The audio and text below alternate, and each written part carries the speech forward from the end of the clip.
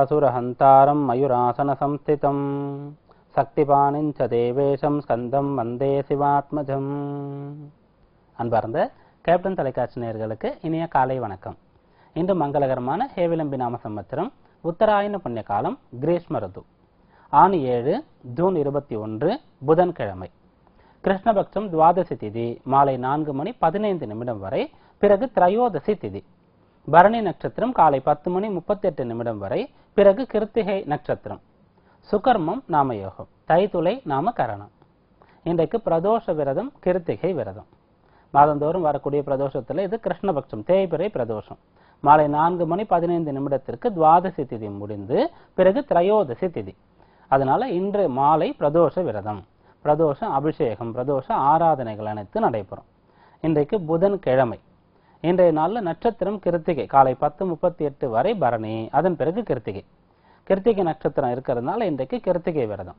அதனால இன்றைய நாள்ல சிவாலயம் சென்று சிவபெருமானை தரிசனம் செய்து பிறகு பிரதோஷ பூஜையில கலந்து கொண்டு சுப்பிரமணிய சுவாமியையும் வழிபடணும்.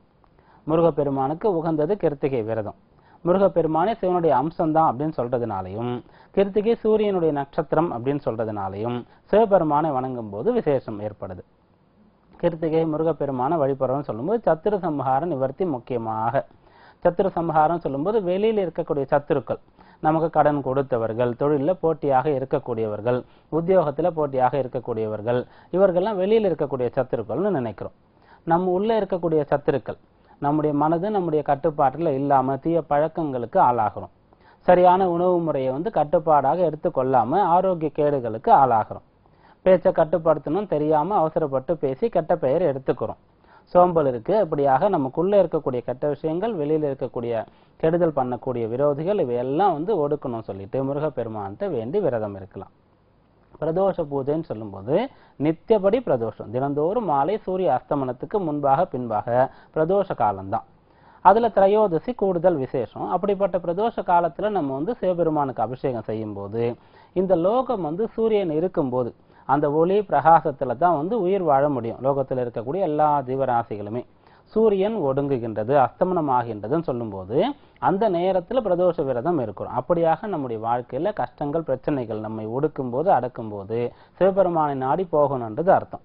அப்படி போகும்போது அந்த இறைவன் நம்மை காப்பாற்றுவன நம்பிக்கை இருக்கும்போது யாருமே எந்த கஷ்டத்திலுமே விழ வேண்டியதில்லை, தப்பிச்சு வந்துடலாம். அதுல இருந்து கரையேறி முன்னுக்கு வந்துடலாம். அப்படியாக பிரதோஷ விரதம் இருக்கும்போது இந்த விஷயத்தை புரிஞ்சுட்டு இருக்கணும். எவ்வளவு பெரிய ஆபத்திலிருந்தும் கடவுள் நம்ம காப்பாற்றுவார், ரட்சிப்பார், நம்முடைய தந்தை அவருன்னு சொல்லிட்டு. அப்படியாக இன்றைய நாள்ல கிருத்திகை விரதம் இருக்கு, பிரதோஷ விரதம் இருக்கு.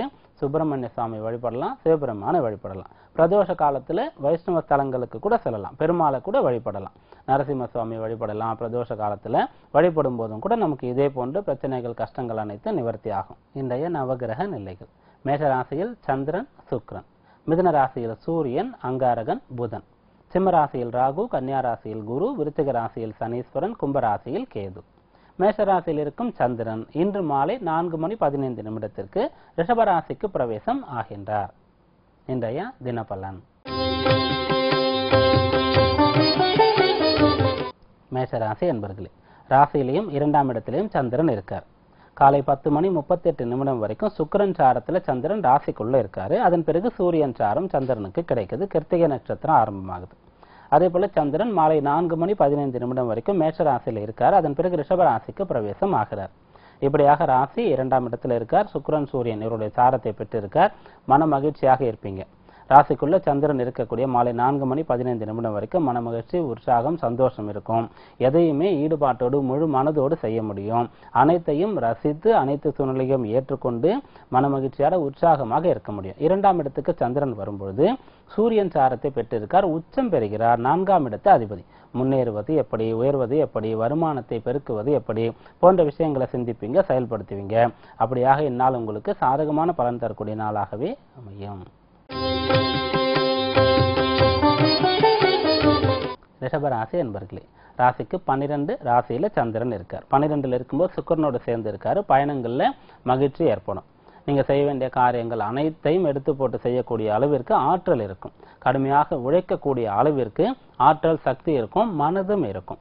நீங்க எப்படி மகிழ்ச்சியாக இருக்கீங்களோ அது போல உங்களை நம்பி இருக்கக்கூடியவங்க, உங்களை சார்ந்தவங்க, உங்களை சேர்ந்தவங்க, இவங்கெல்லாம் கூட மகிழ்ச்சியாக இருக்கணும்ன்ற எண்ணம் இருக்கும். பிறருக்கு கொடுத்து அதனால ஆனந்தம் அடைவீங்க. ராசிக்குள்ள சந்திரன் உச்சமாகும் போது முயற்சி ஸ்தானாதிபதி வளரணும், உயரணும், ஏதாவது செய்யணும், பெயர் அடையணும், புகழ் அடையணும்ன்ற எண்ணங்கள்லாம் உங்களுக்கு வரும். அதற்கு உண்டான அளவிற்கு உங்களுடைய செயல்கள் இருக்கும். நீங்கள் முன்னேற தொடங்கக்கூடிய நாளாக இந்த நாள் அமையும்.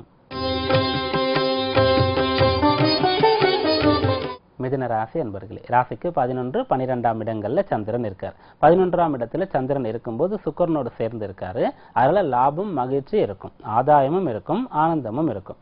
பொதுவாக மகிழ்ச்சியாக இருக்கணும்னு சொல்லும்போது நாம் கஷ்டப்பட்டு சேமித்த பொருள், செல்வம், அதை செலவு செய்யும் போது மகிழ்ச்சி உண்டாகும். குடும்பத்தினரோடு செலவு செய்யும் போது, பிடித்த இடங்களுக்கு சென்று வரும்போது, உயர்ந்த பொருட்களை வாங்கும் போது, அதே போன்று பணம் வரும்போதும் மகிழ்ச்சியாக இருக்கும். சம்பாதிக்கும் போது நம்ம அந்த பொருளை ஈட்டும் போதும் மகிழ்ச்சியாக இருக்கும். அப்படியாக இப்போது நீங்க நல்ல பொருள் ஈட்டக்கூடிய தன்மையிலும் மகிழ்ச்சி அடைவீங்க, செலவு செய்தும் மகிழ்ச்சி அடைவீங்க. அப்படியாக என்னால் வரவு செலவு இரண்டும் இருக்கும். அது இரண்டுமே உங்களுக்கு மகிழ்ச்சி அளிப்பதாக அமையும். கடகராசி அன்பர்களே, ராசிக்கு 10, 11ஆம் இடங்கள்ல சந்திரன் இருக்கார். ராசிநாதன் சந்திரன் பலமாக நல்ல சாரம் பெற்று பலமாக உச்சம் பெற்று இருக்கார். 10ஆம் இடத்துல சுக்கிரனோடு சேர்ந்து இருக்கார். 11ஆம் இடத்துல உச்சம் பெற்று இருக்கார். அப்படியாக இந்நாள்ல ராசிநாதன் பலமாக இருக்கிறதுனால தன்னம்பிக்கை இருக்கும், உற்சாகம் இருக்கும், சுறுசுறுப்பு இருக்கும், மகிழ்ச்சியாக காணப்படுவீங்க. பிறரையும் கூட ஊக்கப்படுத்துவீங்க. யாருக்கெல்லாம் உங்களுடைய உதவி தேவையோ அவர்களுக்கு முன்வந்து நீங்க உதவி செய்வீங்க. இலகிய மனம் இருக்கும். ஒருவருடைய ராசிக்கு அதிபதி ராசிநாதன் பலமாக இருந்தார்னு சொல்லும்போது அவர் பிறர் மீதும் கூட அக்கறை எடுத்துக்கொள்வார். இரக்க மனது கொண்டு இருப்பார். அனைவரிடத்துல நல்ல பெயர் எடுப்பார். அப்படியாக இன்றைக்கு நீங்க நல்ல பெயர் எடுக்கக்கூடிய நாளாக அமையும். சிம்ம ராசி அன்பர்களே, ராசிக்கு 9, 10ஆம் இடங்கள்ல சந்திரன் இருக்கார். 9ஆம் இடத்துல சந்திரன் இருக்கும்போது சுக்கிரனோடு சேர்ந்து இருக்கார். மாலை 4:15 வரைக்கும். அதனால உயர்வான விஷயங்களை நோக்கி உங்களுடைய பயணம் இருக்கும். உயர்வான விஷயங்களை சிந்திப்பீங்க, செயல்படுத்துவீங்க. பொதுநல நோக்கம் கூட இருக்கும்.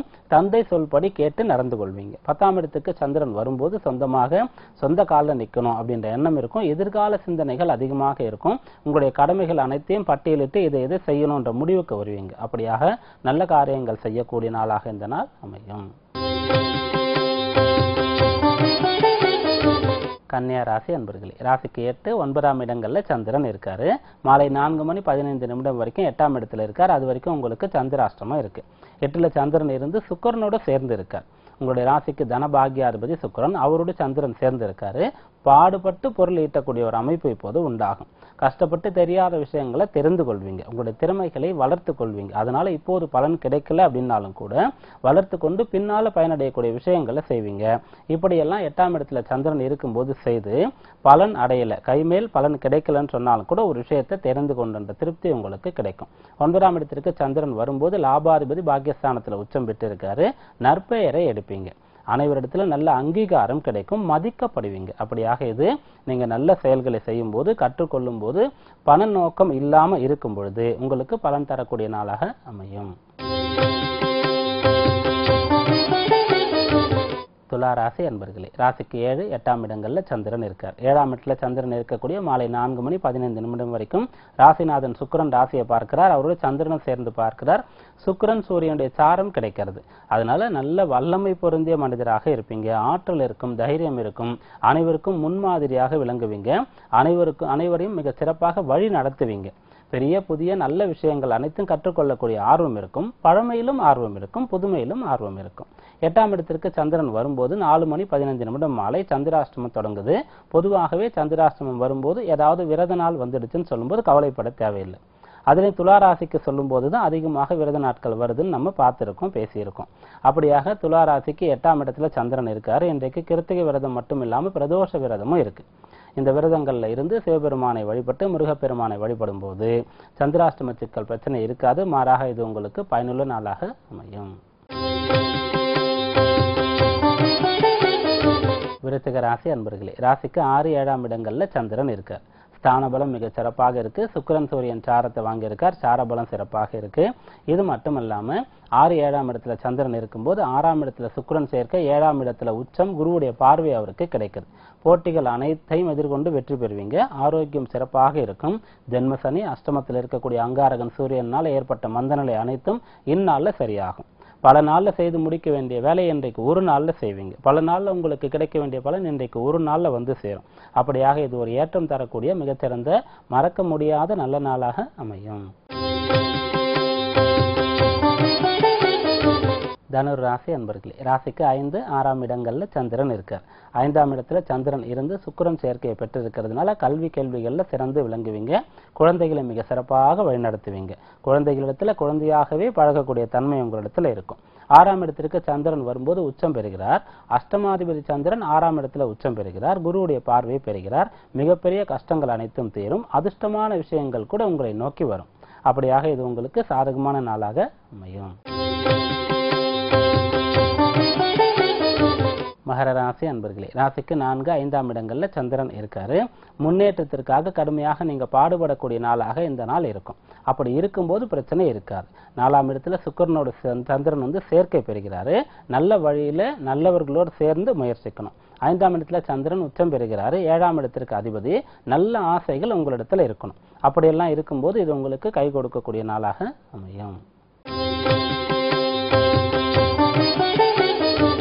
கும்பராசி அன்பர்களே, ராசிக்கு 3, 4ஆம் இடங்கள்ல சந்திரன் இருக்கார். 3ஆம் இடத்துல சந்திரன் இருக்கும்போது உங்களுடைய ராசிக்கு சுக பாக்கியாதிபதியான சுக்கிரனோடு சேர்றாரு. எடுத்த காரியம் அனைத்தும் மிக சீக்கிரமாக எளிதாக நடந்தேறும். நல்ல பலனும் கிடைக்கும்.